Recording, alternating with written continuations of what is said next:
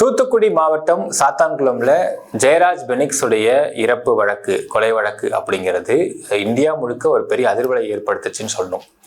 இப்போ 23 March 2026 justice Muthukumaran அவர்கள் இதுல சம்பந்தப்பட்ட 9 காவலர்களுமே 9 போலீஸ்காரங்களுமே குற்றவாளிகள் அப்படின்னும் தண்டனை விவரங்களை வர 30 அனௌன்ஸ் பண்றதாகவும் சொல்லியிருந்திருக்கிறாரு. இந்த தீர்ப்பு வெளிவந்ததுமே நாடு முழுக்க என்ன மாதிரியான ஒரு இம்பாக்ட் ஏற்படுதுன்னு பார்த்தீங்கன்னா, இந்த 9 பேரையும் நாங்கள் எங்களுடைய வரி பணத்தை வச்சுக்கிட்டு ஆயுள் தண்டனை மாதிரி கொடுத்து அவங்கள முழுக்க நீங்கள் ஜெயிலில் உட்கார சோறு போட போறீங்களா, இல்லை தூக்கு தண்டனை கொடுக்க போறீங்களா? தூக்கு தண்டனை தான் கொடுக்கணும். தூக்கு தண்டனை கொடுத்து எப்படி தந்தை மகன் இவங்க 2 பேரும் துடிதுடிக்க உயிரிழந்தாங்களோ அதே மாதிரி இந்த 9 பேருமே துடிச்சு உயிரிழக்கணும் அப்படிங்கிற மாதிரியான ஒரு கருத்துக்களை முன்வைக்கிறாங்க பொதுமக்கள். இப்போ நாம் என்ன பேச போறோம் இதுலன்னு பார்த்தீங்கன்னா, இப்போ வரக்கூடிய 30ஆம் தேதி இந்த 9 போலீஸ்காரங்களுக்கும் தூக்கு தண்டனையை நீதிமன்றம் வழங்க போகுதா? அப்படி வழங்குறதுக்கு பிரைமா ஃபேசி இருக்குதா? இதுவரையில் இந்தியாவில் நடந்த கஸ்டோடியல் டெத் அப்படிங்கிறதுல இது மாதிரி தூக்கு தண்டனை கொடுக்கப்பட்டிருக்கு. அது எப்படி கொடுக்கப்பட்டுச்சு, எந்த வழக்குல கொடுக்கப்பட்டுச்சு, இப்போ இந்த வழக்குல தூக்கு தண்டனை கொடுக்கறதுக்கான ஒரு பிரைமா ஃபேசி இருக்கா, டீட்டெயிலா பார்க்க போறோம் இந்த பதிவுல.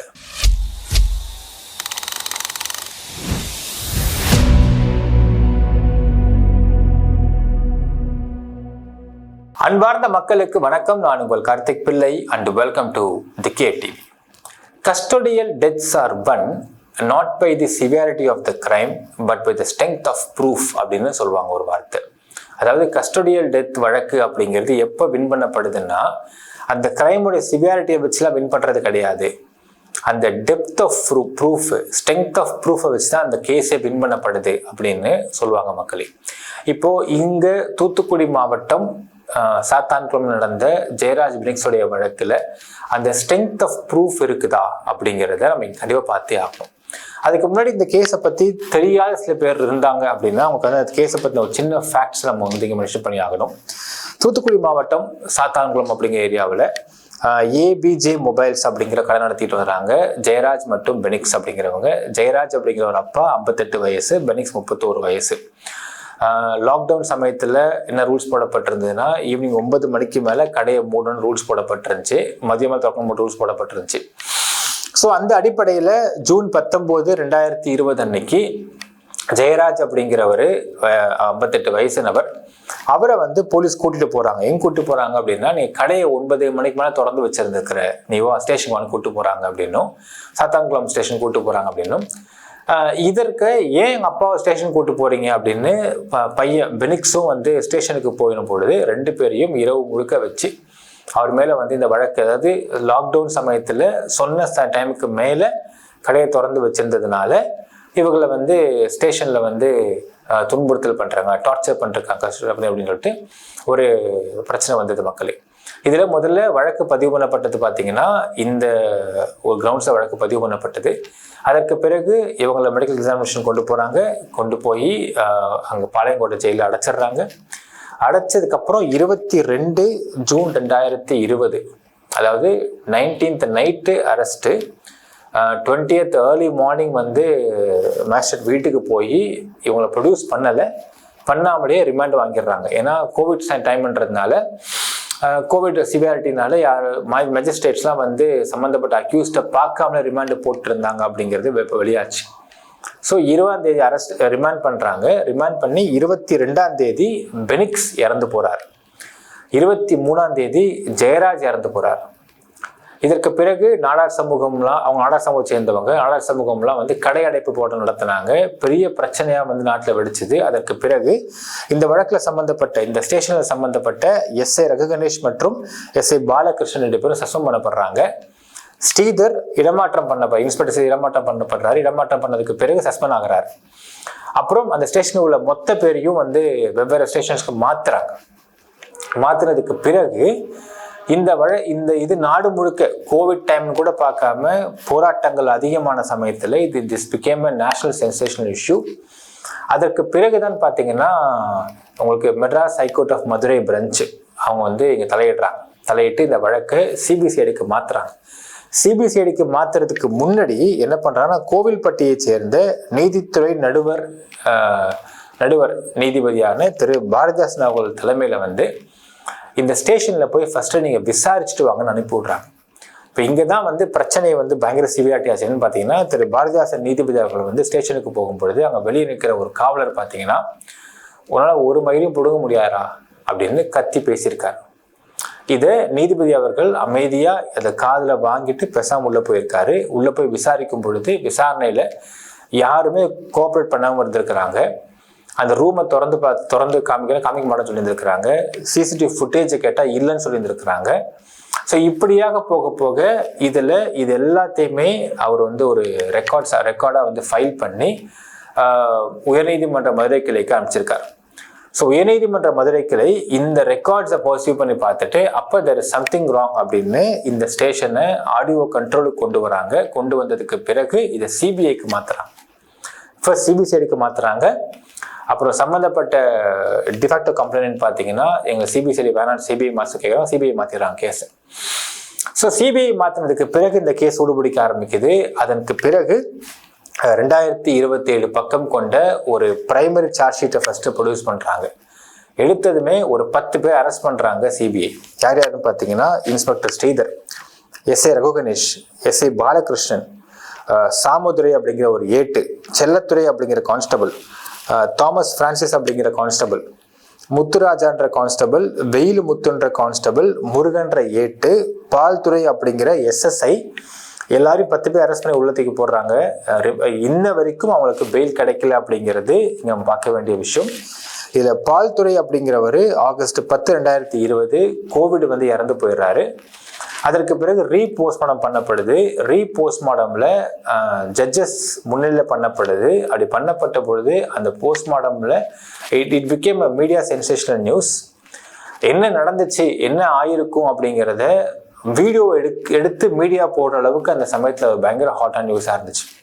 ஸோ நம்ம எல்லாருமே வந்து பெனிக்ஸோடைய பிரேதத்தை பார்த்துருப்போம். பிரேதம் எந்த அளவுக்கு எப்படி வந்து இருந்தது, முதுப்புற தோலே இல்லாமல் பிஞ்சு இருந்தது அப்படின்லாம் பார்த்துருப்போம். அப்போ வந்து ஒரு பெரிய நியூஸ் அது போடப்பட்டது. அதற்கு பிறகு சார்ஜ் ஷீட் போடப்பட்டு 100+ விட்னஸஸ் இதில் ப்ரொடியூஸ் பண்ணப்படுது. அதில் மெயின் விட்னஸ் அதாவது நீதிபதி பாரதிதாசன் அவர்கள் அந்த ஸ்டேஷனில் போய் விசாரித்த பொழுது யாரை கேட்டாலுமே நான் இங்கே இல்லை, நான் அங்கே இல்லை, நான் உடம்பு முடியாமல் அங்கே போயிட்டேன், நான் டியூட்டி போயிட்டேன், ரவுண்ட் போயிட்டு சொல்லிட்டு இருந்த சமயத்தில் ரேவதி அப்படிங்கிற ஒரு லேடி கான்ஸ்டபிள் தான் முதல்ல ஆமாம் சார் அடித்தாங்க, இங்கே தான் அடித்தாங்க, அந்த பெரியவர் தாகத்துக்காக தண்ணி கேட்டு எங்கிட்ட தான் வந்து நின்னாரு, நான் தான் தண்ணி கொடுத்தேன் அவங்களுக்கு அப்படின்னு சொல்கிறாங்க. இது சொன்னது it became the media sensational news. அப்போ பிறகு இங்கே உள்ள போலீஸ்காரங்களால் கான்ஸ்டபிள் ரேவதி அவர்களுக்கு ஏதாவது தப்பு தண்டா ஏற்பட்டுருமோன்னு கான்ஸ்டபிள் ரேவதி அவர்களுக்கு போலீஸ் ப்ரொடெக்ஷன் போடப்பட்டது. எப்படி இருந்ததுன்னு பார்த்தீங்கன்னா, காவல்துறையால் ஒரு பெண் காவலருக்கு ஏதாவது அச்சுறுத்தல் ஏற்பட்டுருமோன்னு அவங்களுக்கு காவலர்களை போடப்பட்ட ஒரு தருணம். அந்த தருணம் பார்த்தீங்கன்னா அதற்கு பிறகு பியூலா அப்படிங்கிற ஒரு லேடி எஸ்ஐ, அவங்களும் ஒரு மெயின் விட்னஸ். ஆக்சுவலாக ரேவதின்றவங்க தான் மிகப்பெரிய major eye witness. Plus SI Ravichandran அப்படிங்கிறவங்களும் விட்னஸ் ஆகிறாங்க இங்கே. இதெல்லாம் ஒரு பக்கம் இருந்தாலும் இன்னொரு பக்கம் பார்த்தீங்கன்னா, இந்த வழக்கு விசாரணைக்கு உட்படுத்தப்பட்டு சிபிஐக்கு மாற்றப்பட்ட பிறகு எப்படி இது வந்து நீங்கள் ஃபிட் ஃபார் ரிமாண்டுன்னு கொடுத்தீங்க அப்படின்னு ஒரு கேள்வி எழுது. இவ்வளோ அடிப்பட்டதுக்கு பிறகு அதில் வெண்ணிலா அப்படிங்கிற ஒரு மெடிக்கல் ஆஃபீஸர் தான் வந்து ஃபிட் ஃபார் ரிமாண்ட்னு கையெழுத்து போட்டப்போ அவங்க தான் முதல்ல அப்ரூவர் ஆகுறாங்க.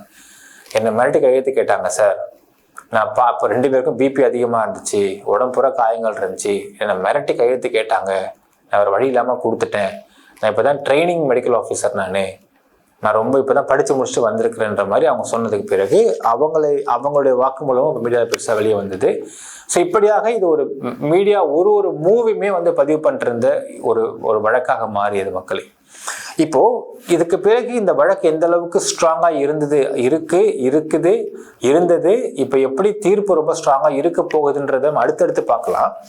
அதுக்கு முன்னாடி ஒரு விஷயம் நான் ஃபர்ஸ்டே சொன்ன பாருங்க, இந்த வழக்குல 9 போலீஸுமே வந்து குற்றவாளிகள் அப்படின்னு தீர்ப்பு வழங்கிய பிறகு மக்களுடைய எல்லாருடைய எதிரொலியும் என்னவா இருக்குன்னா, இவங்களுக்கு ஆயுள் தண்டனை மாதிரி கொடுக்காதீங்க, கொடுத்து எங்களுடைய வரி பணத்தில் சாப்பாடு போட்டுட்டு இருக்க முடியாது எங்களால், இவங்க வந்து மரண தண்டனை கொடுத்து தூக்கில் போடுங்க அப்படின்னு எல்லாருமே இங்கே வந்து சோஷியல் மீடியாக்களில் பதிவு பண்ணுறாங்க. அப்படி போட முடியுமா? நம்ம அதை ஃபஸ்ட்டு ப்ரீவியஸ் ரெக்கார்ட்ஸை பார்த்துக்கலாமா? அதாவது முதல்ல உங்களுக்கு கஸ்டோடியல் டெத் அப்படிங்கிற வழக்கு இந்தியா முழுக்க எப்போ வந்து ஒரு சீரியஸ் அஃபென்ஸாக பார்க்கப்பட்டது அப்படின்னு பார்த்தீங்கன்னா, D K Basu versus the state of West Bengal 1997 case supreme court வழக்கு. அந்த வழக்கில் தீர்ப்பு கொடுக்கப்பட்ட பிறகுதான் ஒரு வார்த்தை சொன்னாங்க சுப்ரீம் கோர்ட்னா, அதாவது கஸ்டடியல் டெத் அப்படிங்கிறது not just a murder case, இது வந்து வயலேஷன் ஆஃப் ஃபண்டமெண்டல் ரைட்ஸ் அப்படின்னு சுப்ரீம் கோர்ட் ஒரு வார்த்தை விட்டாங்க.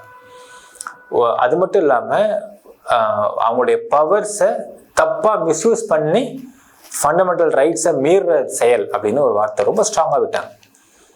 ஒருத்தனுடைய ஃபண்டமெண்டல் ரைட்ஸை மீறக்கூடிய எந்த விஷயத்தையுமே சுப்ரீம் கோர்ட் பார்த்து சும்மா இருக்காது அப்படின்னு அடுத்த ஒரு ஸ்டேட்மெண்ட் கொடுத்தாங்க. So D K Basu versus state of West Bengal 1997 அப்படிங்கிறது தான் உங்களுக்கு லேண்ட்மார்க் சுப்ரீம் கோர்ட் ஜட்ஜ்மெண்ட்னு சொல்லுவாங்க ஃபார் கஸ்டடியல் டெத்துக்கு. அப்போ தான் முதல்ல பார்த்தீங்கன்னா அரெஸ்ட் கைட்லைன்ஸாக உருவாக்குனாங்க. நீங்கள் அரெஸ்ட் பண்ணுறதா இருந்தால் சொந்தக்காரங்க சொல்லி அனுப்பணும். ரெண்டாவது அரெஸ்ட் மெமோ ஒன்று உருவாக்கி அந்த மெமோவை நீங்கள் மஜிஸ்ட்ரேட் கிட்ட நீங்கள் ஃபைல் பண்ணணும். அடுத்த மூணாவது பார்த்தீங்கன்னா மெடிக்கல் எக்ஸாமினேஷன் பண்ணி அவர் அரெஸ்ட்டுக்கு ஃபிட்டான்றதை ஃபர்ஸ்ட் சொல்லணும். நாலாவது மேஜிஸ்ட்ரேட் முன்னிலையில் 24 ஹவர்ஸுக்குள்ளே அவங்களை ப்ரொடியூஸ் பண்ணிடணும். மேஜிஸ்ட்ரேட் அந்த அக்யூஸ்டை நேரில் பார்த்து, நீங்கள் பார்த்தா தெரியும், இப்போலாம் எந்த அக்யூஸ்டை கூட்டுமே காமிச்சாலும் அவன் வந்து ஹிஸ்ட்ரி ஷீட்டோ யாராக இருந்தாலும் சரிதான் முதல் வார்த்தை கேட்பாங்க, அவங்க அடித்தாங்களாப்பா, மிரட்டினாங்களாப்பா, யாராவது அடித்தாங்களா, உண்மையை சொல்லு, திரும்ப இந்த பக்கம் காட்டு அந்த பக்கம் காட்டுன்னு சொல்லிட்டு மேஜிஸ்ட்ரேட் எக்ஸாமின் பண்ணுவார். இதெல்லாமே இந்த டிகே பாசுவோடைய வழக்குக்கு பிறகு தான் இந்த கைட்லைன் சுப்ரீம் கோர்ட் கொடுத்து எல்லா இடங்களும் மேஜிஸ்ட்ரேட் இந்த மாதிரி நம்ம கேட்க ஆரம்பிச்சாங்க. அது மட்டும் இல்லாமல் இப்போ இதெல்லாம் போலீஸ் பண்ணலை அப்படின்னா என்னென்ன தண்டனைகள் இருக்குன்னு சொல்லிட்டாங்க. ஃபர்ஸ்ட் விஷயம் டிபார்ட்மெண்ட் ஆக்ஷன் எடுக்கணும், ரெண்டாவது கிரிமினல் ப்ராசிக்யூஷன் பண்ணணும், மூணாவது கண்டெம்ப்ட் ஆஃப் கோர்ட் ஃபைல் பண்ணணும்னு சொல்லியிருக்காங்க. ஸோ இந்த மாதிரியாக டிகே பாசு வழக்கில் தான் லேண்ட்மார்க் ஜட்ஜ்மெண்ட் கொடுக்கப்பட்டது. அதற்கு 97 கொடுக்கப்பட்டதுக்கு அதுக்கு பிறகு ஸ்ட்ரிக்டாக ஃபாலோ பண்ணாலும் இப்போ எல்லாருக்கும் என்ன கேள்வி, தூக்கில் போடுவாங்களா சார்? இதுதான் கேள்வி. ஏன்னா ஒருத்தன் தெரியாமல் அடிச்சிட்டான் செத்துட்டான் அப்படிங்கிறதுனா வந்து கல்பபிள் ஹோமிசைடு. ஸோ அது பிரச்சனை இல்லை, அது வந்து 304A போயிடும். ஒருத்தனை வாலண்டியராக அடித்து காயப்படுத்தி கொல்ற அளவுக்கு அடிக்கிறது அப்படிங்கிறது, அது பவரை வச்சு அடிக்கிறதுன்றது ஒரு எவ்வளோ பெரிய ஒரு வன்முறை. தூக்கில் போடுவாங்களா அப்படின்ற ஒரு கேள்வி இருக்கு. எஸ், தூக்கில் போடுறதுக்கான ஒரு ஜட்ஜ்மெண்ட்டும் இருக்கு. என்ன ஜட்ஜ்மெண்ட்னு பார்த்தீங்கன்னா, உதயகுமார் கஸ்டடியல் டெத் கேஸ் 2005 வெளிவந்த ஒரு கேரளா கேஸ். அதில் வந்து தூக்கில் போடுறதுக்கு நீதிமன்றம் உத்தரவும் பிறப்பிச்சிருக்காங்க. இப்போ நம்ம என்ன பண்ண போறோம்னா, இந்த வழக்கில் கொடுக்கப்பட்ட இந்த தீர்ப்பு எப்படி கொடுக்கப்பட்டுச்சு அப்படிங்கிறதையும், ஜெயராஜ் பெனிக்ஸ் கேஸில் இது சாத்தியக்கூறு இருக்கா அப்படிங்கிறதையும் நம்ம வந்து அனலைஸ் பண்ணி பார்க்க போறோம். இதை அனலைஸ் பண்ணி பார்த்துட்டோம்னால் நீதிபதி முத்துக்குமரன் அவர்கள் நினைக்கிறார் அப்படின்னா, கண்டிப்பாக இந்த 9 பேர்ல இன்ஸ்பெக்டர் ஸ்ரீதர், 2 SI, இந்த 3 பேருக்காக தூக்கு தண்டனை கொடுப்பதற்கான சாத்தியக்கூறு இருப்பதற்கு வாய்ப்பு இருக்குது. என்னன்னு பார்க்கலாமே. உதயகுமார் அப்படிங்கிற ஒரு நபர் கேரளா போலீஸ் வந்து அரெஸ்ட் பண்றாங்க 2005 by fort police station Thiruvananthapuram. Arrest பண்றாங்க. 2005 28 வயசு அந்த பையன் உதயகுமார்ன்ற பையனுக்கு இறந்து போயிடுறான். Brutal torture. 27 செப்டம்பர் 2005 இறந்து போயிடுறான் அந்த பையன். பிறகு இந்த வழக்கு சிபிஐக்கு மாற்றப்படுது. ஸோ இந்த வழக்கு CBI versus K Jeddah Kumar and others. இதுதான் அந்த வழக்குடைய ட்ரையல் கோர்ட்டோட செஷன்ஸ் கோர்ட்டோடைய சைட்டேஷன். இதில் பார்த்தீங்கன்னா சிபிஐ ஸ்பெஷல் கோர்ட் அந்த வழக்கு விசாரிக்கிறாங்க. 2018 தீர்ப்பு தராங்கன்னு பார்த்தீங்கன்னா, கே ஜித்தா குமார் அப்படிங்கிற ஒரு ASI அசிஸ்டன்ட் சப் இன்ஸ்பெக்டர் மற்றும் SV ஸ்ரீகுமார் அப்படிங்கிற சிவில் போலீஸ் ஆஃபீஸர் 2 பேரும் இந்த வழக்கில் மிக முக்கிய குற்றவாளி அப்படின்னு கொடுத்து அவங்களை தூக்கிலிட சொல்லி நீதிமன்றம் உத்தரவு பிறப்பிக்கிறது. இது கூட இருந்த மற்ற போலீஸ் எல்லாருக்கும் பார்த்தீங்கன்னா இம்ப்ரிசன்மெண்ட் கொடுத்துட்றாங்க. என்ன சார்ஜ்? 302 மர்டர் கேஸ் சார்ஜ் பண்ணுறாங்க. அடுத்தது IPC 34 காமன் இன்டென்ஷன் கூட்டா ஒரு விஷயத்த வந்து பிளான் பண்ணி பண்றது அப்படிங்கிற ரெண்டு சார்ஜஸ்ல தூக்கு தண்டனை வழங்கப்படுகின்றது. அப்புறம் அடிஷ்னலா பாத்தீங்கன்னா கிரிமினல் கான்ஸ்பிரசி போட்டிருக்காங்க. எவிடன்ஸை அழிக்க முற்பட்டதுக்கான ஒரு வழக்கும் ஒரு செக்ஷன் போடப்பட்டிருக்கு. ஆனா என்ன ஒரு பிரச்சனைனா, இந்த வழக்கு அந்த சமயத்துல rarest of the rarest case அப்படின்னு பேசப்பட்ட ஒரு வழக்கு 2018 தீர்ப்பு கொடுத்தப்ப. அப்புறம் சம்பந்தப்பட்ட அக்யூஸ்லாம் வந்து மேல்முறையீடு போறாங்க. கேரளா ஹைகோர்ட்டு 2025 போன வருஷம் இந்த வழக்குல அத்தனை பேரையும் அக்யூட்டல் பண்றாங்க, விடுதலை பண்ணியிருக்காங்க. எல்லாருக்கும் பயங்கர ஆச்சரியம், எப்படா விடுதலை பண்றாங்கன்னு பார்த்தா ரெண்டு கிரவுண்ட்ஸ் தான். ஒன்று, எவிடன்ஸ் இஷ்யூ இருந்திருக்கு. யாரெல்லாம் ட்ரையல் கோர்ட்ல எந்தெந்த விட்னஸஸ்லாம் இங்கே வாக்குமூலம் கொடுத்து சொன்னாங்களோ அவங்களாம் இங்கே அடுத்து ஜம்ப் அடிக்கிறாங்க ஹைகோர்ட், கேரளா ஹைகோர்ட்ல. அடுத்தது செயின் ஆஃப் ஈவெண்ட்ஸை வந்து சிபிஐ வீக்காக ப்ரெசென்ட் பண்ணிட்டாங்க அப்படின்னு சொல்லியிருக்கிறாங்க. மூணாவது பார்த்தீங்கன்னா இன்வெஸ்டிகேஷன்ல ஃப்ளாஸ் இருந்திருக்கு அப்படின்னு, என்னன்னா இன்வெஸ்டிகேஷன்ல ஜூரிஸ்டிக்ஷன் ராங்கா போட்டிருக்காங்க அப்படின்னும். நாலாவது அப்ரூவர்ஸ் எல்லாம் இம்ப்ராப்பரா ஹேண்டில் பண்ணிட்டாங்க சிபிஐ அப்படின்னு ஒரு 4 குற்றச்சாட்டை முன் வச்சு கேரளா ஹைகோர்ட் இந்த வழக்கை, அது உங்களுக்கு பெனிஃபிட் ஆஃப் டவுட்னு சொல்லுவாங்க. உதாரணத்துக்கு இந்த கொலை வழக்கை விசாரிச்சு நீதிமன்றம் பியாண்ட் டவுட் ப்ராசிக்யூஷன் ப்ரூவ் பண்ணிட்டாங்க அப்படின்னு தண்டனை கொடுக்க முடியாம போகுது அப்படின்னு அத்தனை பேர் அக்யூட்டல் பண்றாங்க. ஸோ இந்த வழக்கு கேரளாவுடைய உதயகுமார் கேஸ் அப்படிங்கிறது சுப்ரீம் கோர்ட்டை விட ஒரு பெஞ்ச்மார்க் கேஸா பேசப்பட்டிருக்க வேண்டிய ஒரு வழக்கு. கஸ்டடியல்ல ஒருத்தனை கூட்டிட்டு போய் அடிச்சு கொலை பண்ணிட்டீங்கன்னா, போலீஸ் கொலை பண்ணிட்டாங்க, அடிச்சுட்டு கொண்டு போய் ஸ்டேஷன்ல போட்டோ இல்லை வந்து பிரிசன்ல ஜெயிலில் போட்டாலும் இறந்து போயிடுறான், அவன் மேல காயங்கள் இருக்குது அப்படின்னு தெரிஞ்சிச்சுன்னா அவனுக்கு தூக்கு தண்டனை வரைக்கும் விதிக்கப்படும். There is no one up or down below the லான்னு சொல்லுவாங்க. ஸோ இப்போ காவல்துறைக்கும் சமமான சட்டங்கள் தான் இங்கே அமைக்கப்பட்டிருக்கு அப்படின்னு சுப்ரீம் கோர்ட் சொல்றாங்க அடிக்கடி. ஸோ இந்த ஒரு ஜட்ஜ்மெண்ட்டை ஒரு பெஞ்ச்மார்க் ஜட்ஜ்மெண்ட்டா பேச முடியாமல் போனதுக்கான காரணம், இப்போ இந்த கேரளா ஹைகோர்ட்ல உதயகுமாரோட கேஸ்ல இவ்வளோ ஃப்ளாஸ் இருந்ததை சுட்டி காமிச்சு பியாண்ட் டவுட் ப்ரூவ் பண்ண முடியல அப்படின்னு இந்த வழக்கை வந்து அக்யூட்டல் பண்றாங்க. இப்போ மறுபடியும் சிபிஐ வந்து சுப்ரீம் கோர்ட்டுக்கு அப்பீல் வைக்கனால நமக்கு வந்து வெளியே தெரியல, மக்கள் அப்பீல் போகலன்னு தான் நினைக்கிறேன். ஓகேங்களா? இப்போ நம்ம என்ன கம்பேர் பண்ணிக்க போறோம்னா, சாத்தான்குளம் இஷ்யூவுக்கும் நம்ம இந்த கேரளா இஷ்யூவுக்கும் கம்பேரிசன்ஸ் பண்ணி பார்க்க போறோம். நான் ஃபர்ஸ்டே சொன்ன பாருங்களேன், ஒரு கஸ்டோடியல் டெத் அப்படின்னா எவ்வளோ சிவியாரிட்டி இருக்கு அந்த ப்ரூட்டல் டெத்தில் அப்படிங்கிறதை நீதிமன்றம் பார்ப்பதில்லை. ஸ்ட்ரென்த் ஆஃப் ப்ரூஃப் எவ்வளோ கொடுக்குறாங்க அப்படிங்கிற நீதிமன்றம் பார்க்குது. இப்போ இதில் ஃபர்ஸ்ட் விஷயம், இதுல கேரளாவில் நடந்த உதயகுமார் கேஸ்ல 302 மர்டர் கேஸ் சார்ஜ் பண்ணப்பட்டிருக்கு, 34 ஐபிசி போட்டாங்க. இப்போ சாத்தான்குளம் கேஸ்ல பாத்தீங்கன்னா அதே 302 போட்டிருக்காங்க, ஐபிசி 330 மற்றும் 331 போட்டிருக்காங்க. டார்ச்சர் பண்ணாங்க அப்படின்ற செக்ஷன்ஸ் வெரி பவர்ஃபுல் செக்ஷன். அடுத்தது டிஸ்ட்ரக்ஷன் ஆஃப் எவிடன்ஸ், எல்லா ஆதாரத்தையும் அழிக்க பார்த்திருக்காங்கன்ற ஒரு செக்ஷன்ஸும் போடப்பட்டிருக்கு. இப்போ இந்த செக்ஷன்ஸ்ல எதிர் அடிப்படையில் போட்டாங்க அப்படின்னு நம்ம பார்க்கணும் இல்லையா? ஃபர்ஸ்ட் விஷயம், போஸ்ட்மார்டம் பண்றாங்க. போஸ்ட்மார்டம் பண்ணும் பொழுது ஃபர்ஸ்ட்லேருந்தே வரும். ஃபர்ஸ்ட் பாரதிதாசன் நீதிபதி அவர்களை போய் பார்க்கும் பொழுது அந்த ஸ்டேஷன்லேயே சில காவலர்கள் மற்றும் சப் இன்ஸ்பெக்டர்ஸ் மாதிரியான போலீஸ் பார்த்தீங்கன்னா ஃபர்ஸ்ட் அவங்க வந்து விட்னஸாக மாறுறாங்க. ரேவதி அப்படிங்கிற அந்த ஒரு கான்ஸ்டபிள், அப்புறம் பியூலான்றவங்க, எஸ்ஐ ரவிச்சந்திரன் அப்படிங்கிறவங்கலாம் வந்து விட்னஸஸாக மாறுறாங்க. இப்போ இந்த விட்னஸ்லாம் ப்ராப்பராக செக்யூர் பண்ணி சிபிஐ அவங்கள வந்து ப்ரொடியூஸ் பண்ணுறது. கிட்டத்தட்ட பார்த்தீங்கன்னா 100+ விட்னஸ் மட்டும் இருக்கிறாங்க இந்த வழக்கில். இதாச்சுங்களா? அடுத்தது அப்ரூவர்ஸ். உங்களுக்கு ரிமாண்டு கூட்டு வரும்பொழுது வெண்ணிலா அப்படிங்கிற மெடிக்கல் ஆஃபீஸரு அப்ரூவராக மாறுறாங்க. சார் நான் அப்ரூவராக மாறிடுறேன் சார், என்னை மிரட்டி கையெழுத்து வாங்கினாங்க சார் அப்படின்னு. நல்ல ஒரு ஜோக் சொல்லட்டுமா மக்களே? இன்ஸ்பெக்டர் ஸ்ரீதர் இருப்பாருங்க, அவர் என்ன பண்ணார், நடுவில் பார்த்தீங்கன்னா ஒரு பெட்டிஷன் ஃபைல் பண்ணாருன்னா, நான் எனக்கும் இந்த சம்பந்தத்துக்கும் சம்பந்தமே கிடையாது, என்னை அப்ரூவராக மட்டும் நீங்கள் வந்து அக்செப்ட் பண்ணுறீங்கன்னா நடந்ததை பூரா நான் உண்மையை அப்படியே நான் சொல்கிறேன், இது எல்லாத்துக்கும் காரணம் இந்த மற்ற 8 பேர் தான், நான் இல்லவே இல்லை அப்படின்னு ஒரு அந்த பெல்ட்டி அடிச்சார். இந்த பெட்டிஷனை நீதிமன்றம் விசாரிக்க கூட இல்லை, டிஸ்மிஸ் பண்ணிட்டாங்க. ஏன்னா இந்த வழக்குல A1 குற்றவாளியே ஸ்ரீதர் தான்.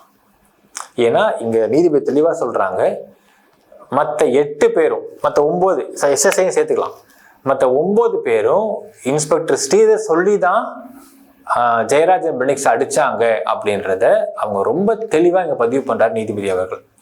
அது மட்டும் இல்லாம இன்னும் ஒரு சிங், ஒரு மான் சிங், ஜான் சிங் நினைக்கிறேன், அந்த ஒரு நபரையும் இதே மாதிரி அன்னைக்கு அடிச்சிருக்கிறாங்க அப்படிங்கிறதையும் நீதிபதி பதிவு பண்றாரு. இப்ப நம்ம இந்த வழக்கு மட்டும் பேசுவோமே. இந்த வழக்குல ஃபர்ஸ்ட் போஸ்ட்மார்டம் ரிப்போர்ட், அது உங்களுக்கு வந்து எவிடன்சஸ் cannot lie. PM வந்து நீதிபதி முன்னிலையிலும் ஆடியோ முன்னிலையிலும் பிளஸ் ஒரு வீடியோகிராஃபர் முன்னிலையிலும் பண்ணப்படுது. அந்த PM வந்து சொல்றாங்க, இந்த உடம்புல இருந்த காயங்கள் எல்லாமே இயற்கையாக வந்த காயங்கள் கிடையாது, செயற்கையாக அடித்து உருவாக்கப்பட்ட காயங்கள், கம்பி மற்றும் கம்பு போன்ற விஷயங்கள் அடிச்சிருக்காங்க. ஸோ லத்தீஸ் மற்றும் கம்பி. சில விஷயங்கள் இங்கே ஓப்பனாக சொல்லணும். ஜெயராஜ் அவர்களும் பெனிக்ஸ் அவர்களும் பாத்ரூம் எப்படி இறந்தாங்க அப்படிங்கிறது அப்போ வெளியே வந்தது. 19ஆம் தேதி நைட் அடிச்சிருக்கிறாங்க. 20, 21, 22 3 நாளாக பெனிக்ஸாலையும் ஜெயராஜ் பாத்ரூமே போக முடியல, 2 பாத்ரூம் போக முடியல.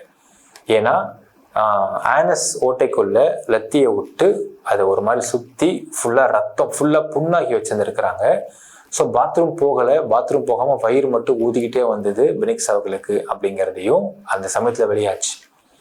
ஸோ இதெல்லாம் இயற்கையாக உருவாக்கப்பட்ட காயங்கள் இல்லை, செயற்கையாக உருவாக்கப்பட்ட காயங்கள், இயற்கையாக வந்த காயங்கள் இல்லை. இது என்ன கொடுமைன்னா, ஜெயராஜும் பெனிக்ஸும் மாற்றிமா சண்டை போட்டுக்கிட்டாங்க, சண்டை போட்டு தன்னைத்தானே அடிச்சுக்கிட்டாங்க, அப்படிதான் உடம்புல காயங்கள்லாம் வந்துச்சு அப்படின்னு இங்க அரெஸ்ட் ஆன 9 போலீஸும் வந்து ஒரு வாக்குமூலம் கொடுத்துருந்தாங்க. அதெல்லாம் நீதிமன்றம் ஏற்றுக்கவே இல்லை. அடுத்தது இவங்களை கயிறு கட்டி மேலே தொங்க விட்டு அடிச்சிருக்கிறாங்க. அதுக்கு கையில வந்து நிறைய அந்த கயிறுடைய அச்செல்லாம் இருந்திருக்கு, ஸ்டிஞ்சன்ஸ் சொல்லுவாங்க இங்கிலீஷ்ல, ஆனால் இருந்திருக்கு அப்படின்னு நீதிபதி பதிவு பண்றாரு. அவங்கள பெஞ்சில் படுக்க போட்டு அடிச்சிருக்கிறாங்க.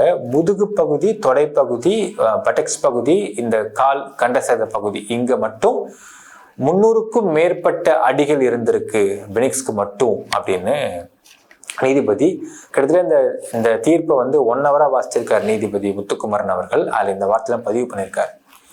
அடுத்தது இது ஒரு பக்கம். இந்த பக்கம் இரவு முழுவதும் ஒவ்வொரு 10 நிமிஷத்துக்கு ஒரு டைம் பெனிக்ஸை வந்து மாற்றி 10 நிமிஷத்துக்கு கேப் விட்டு எல்லாம் சேர்ந்து அடிச்சிருக்கிறாங்க அப்படின்னும், எல்லாம் வெளியே வராங்களா அப்படின்னு சொல்லிட்டு எட்டி பார்த்து வேவு பார்க்கறதுக்கு ஒருத்தர் அமைச்சிருக்கிறாங்க.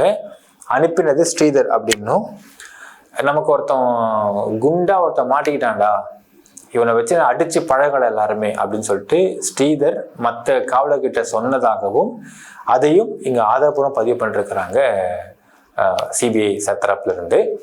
ஸோ அது எல்லாமே ஆதாரப்பூர்வமாகவும் விட்னஸஸ் சாட்சிகளாகவும் பதிவு பண்ணப்பட்டிருக்கு. இது எல்லாமே நீதிபதி அங்கே கோர்ட்ல வந்து சொல்றாரு.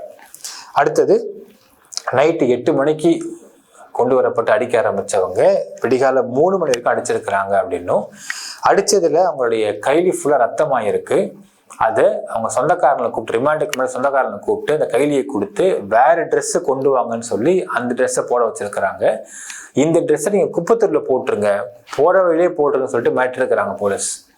அந்த குப்பத்தொட்டில அவங்க பயந்து போட்டு போயிட்டு இருக்காங்க சொந்தக்காரங்க போட்டு போயிட்டாங்க. சிபிசிஐடி வந்து இந்த எவிடன்சஸை கேப்சர் பண்ணவே இல்லை அப்படின்னும், பட் சிபிஐ சம்மோவ் இந்த லுங்கியவும் இந்த வேஷ்டி, இந்த பேண்ட் எல்லாத்தையுமே வந்து கேப்சர் பண்ணியிருக்கிறாங்க, ஜட்டியும் கூட கேப்சர் பண்ணிருக்கிறாங்க. ரத்தக்கரை படிஞ்சு அந்த ரத்தக்கரை வந்து இவங்க 2 பேர் தான் சொல்லிட்டு இங்க ப்ரூவ் பண்றதுக்கு எவிடன்ஸ்லாம் பண்ணிருக்கிறாங்க. அதுக்கு வந்து நீதிமன்றம் சிபிஐ வந்து இங்க பாட்டிருக்கிறாங்க.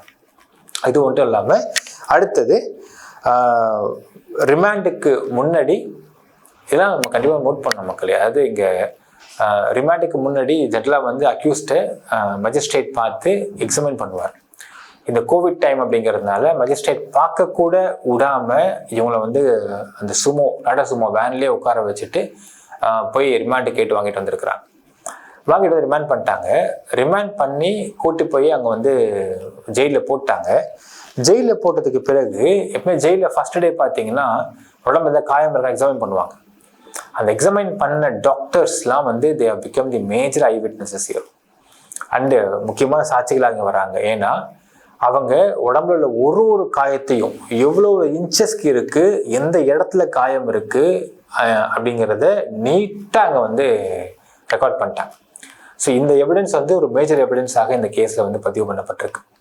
ஸோ இவ்வளவு காயங்கள் உருவாக்கப்பட்டிருக்கு. இது எதுவுமே வந்து இயற்கையாக வந்த காயங்கள் கிடையாது. அது ஒன்று. ரெண்டாவது, சிசிடிவி ஃபுட்டேஜஸ் எல்லாத்தையுமே வந்து அழிச்சிருக்கிறாங்க லோக்கல் போலீஸ் அப்படின்னும், இரவு பகலாகவும் பகலை இரவாகவும் மாற்ற ட்ரை பண்ணியிருக்கிறாங்க அப்படின்னும், எல்லாத்தையுமே ஃபுட்டேஜஸை ப்ராப்பராக கேப்சர் பண்ணிட்டாங்க சிபிஐ அப்படின்னும் இங்கே கோர்ட்டில் பதிவு பண்ணிருக்கிறாங்க.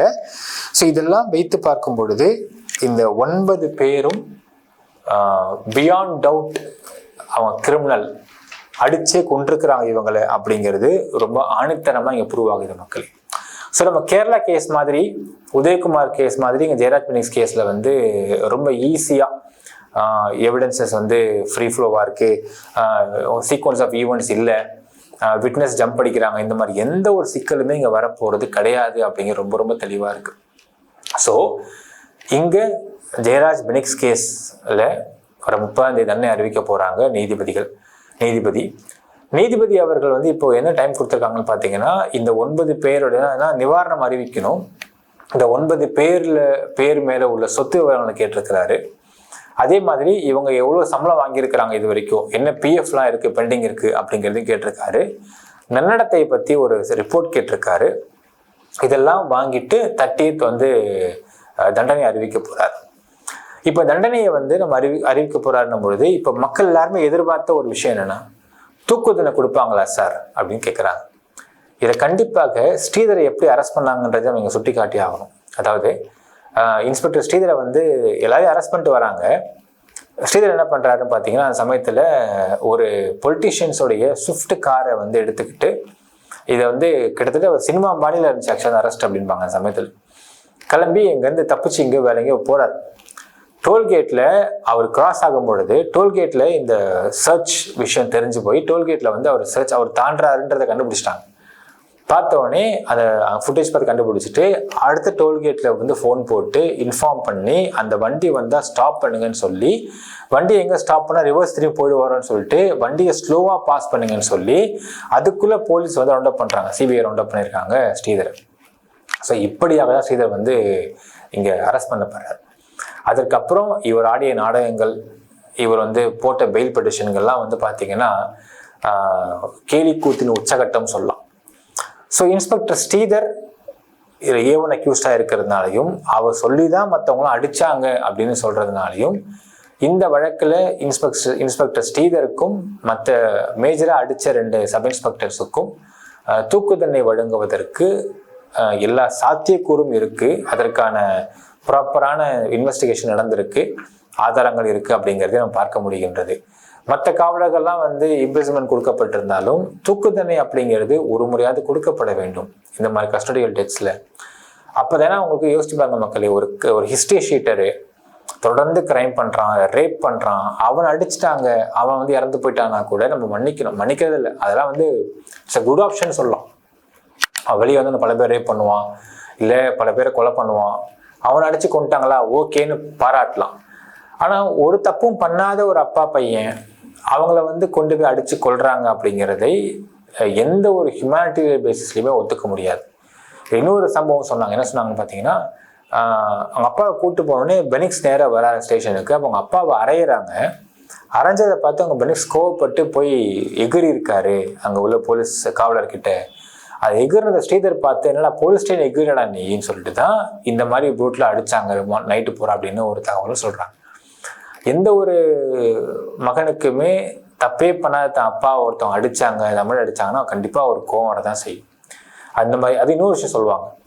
எதுக்காக ஒய் ஜெயராஜ் அண்ட் பெனிக்ஸ் ஏன் இவங்களை வந்து இப்படி போலீஸ் பண்ணாங்க? 9 மணிக்கு மேலே கடையை பூட்டு பாருன்னு ஒரு கற்றுக்கு அதட்டினா போதும்.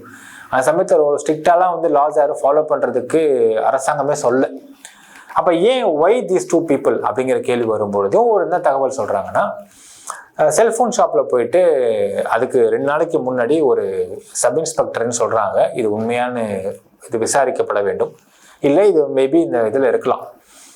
ஒரு செல்ஃபோன் கேட்டதாகவும் இலவசமாக ஒரு ஃபோனை கொடுறா அப்படின்னு கேட்டதாகவும், நான் இல்லை சார் செல்ஃபோன்லாம் வந்து காசு கொடுத்து வாங்குங்க சார், இப்போ இருக்க சமயத்தில் ஃப்ரீயாக தர முடியாது சார் வந்து பெனிக்ஸ் சொன்னதாகவும் அவ்வளோ திமிரா அவனுக்குன்னு சொல்லிட்டு போலீஸ் போனதாகவும், இது கரங்க வச்சுக்கிட்டு தான் 2 days கழிச்சு வந்து ஜெயராஜ் தனியா இருக்கும் பொழுது வந்து கூப்பிட்டு போகணும். ஜெயராஜ் கேட்டிருக்காங்க அப்படின்னும், இந்த பையன் வந்துருவான் சார், வந்து ஷட்டரை மூட சொல்றேன், ஷட்டரை மூட முடியாது சார், கஷ்டம் சார், எனக்கு ஷட்டர் மூட சொன்னதாகவும், அவ்வளோ திமிரா நீ பேசுன்னு சொல்லிட்டு ஜெயராஜை கூப்பிட்டு போனதாகவும் ஒரு தகவல் சொல்றாங்க. இப்ப எது உண்மையாக இருந்தாலும் இது அதிகாரத்தின் துஷ்பிரயோகம் தான் அப்படிங்கிறதுல மாற்று கருத்து கிடையாது. அப்ப இனிமேல் இந்த மாதிரி பொதுமக்கள், அப்பாவி பொதுமக்கள் மீது அதிகாரத்தை காட்டக்கூடிய ஒரு சம்பவத்தை எந்த போலீஸும் பண்ணக்கூடாது அப்படின்னா, நிச்சயமாக ஜஸ்டிஸ் முத்துக்குமரன் அவர்கள் கேரளாவுடைய உதயகுமார் கேஸை பாசிட்டிவா வச்சுக்கலாம், இல்லை இவரே கூட சொல்லலாம். இப்போ இந்த ஜெயராஜ் பெனிக்ஸ் கேஸ் எந்த அளவுக்கு நாட்டில் ஒரு சென்சேஷனல் கேஸா இருந்ததோ, இப்போவும் இருந்துகிட்டு இருக்கோ, இந்த ஒரு ஜட்ஜ்மெண்ட்டும் ஒரு பெஞ்ச்மார்க் ஜட்ஜ்மெண்ட்டாக இருக்க வேண்டும் அப்படிங்கிறத எல்லாருமே நாடே எதிர்பார்த்து காத்துட்டு இருக்கு. ஸோ குற்றவாளிகள் அப்படின்றது மட்டும் இல்லாமல் தண்டனைகளுக்கு தூக்கு தண்டனை கொடுத்து இந்த காவல் இந்த எக்ஸ் போலீஸ் பீப்புள் மேலே ஒரு தண்டனை கொடுக்குறாங்க அப்படின்னா, அது மட்டும் இல்லாமல் இவங்க குடும்பத்துல இருந்து வேற யாருமே கவர்மெண்ட் ஜாப்க்கு போகவே முடியாது அப்படின்னும், அது மட்டும் இல்லாம அரசு சார்ந்த எந்த ஒரு சலுகையுமே இவங்க குடும்பத்துக்கு கிடைக்காது அப்படின்ற மாதிரியான ஒரு தீர்ப்பை கொடுத்தாரு அப்படின்னால், ஒரு தண்டனையை வழங்கினாரு அப்படின்னால், இதற்கு மேல்பட்டு அதிகாரத்தை துஷ்பிரயோகம் பண்ண நினைக்கக்கூடிய எந்த ஒரு காவல்துறை அதிகாரிகளுக்கும் ஒரு பயம் ஏற்படும். ஸோ அது கொடுக்குறாரா பொறுத்து நினைக்கிற கமெண்ட்ல மென்ஷன் பண்ணுங்க. நன்றி, வணக்கம்.